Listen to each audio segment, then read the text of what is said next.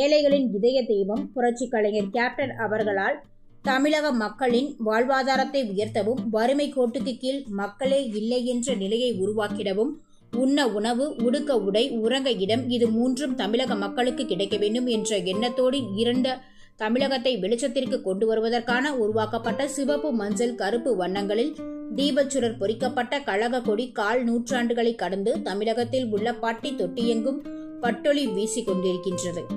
என்பதை பெருமிதம் கொள்வோம். மேலும் இன்று பிப்ரவரி 12/2/2025 அன்று நாமக்கல் மாநகர் மற்றும் தெற்கு மாவட்டத்திற்கு உட்பட்ட நகரம், ஒன்றியம், பேரூர் கழகம், ஊராட்சி கழகம், கிளை கழகம், வார்டு போன்ற அனைத்து இடங்களிலும் கொடிகளை ஏற்றி தொண்டர்கள் மற்றும் பொதுமக்களுக்கு இனிப்புகள் வழங்கி வெகு சிறப்பாக கொண்டாடப்பட்டது.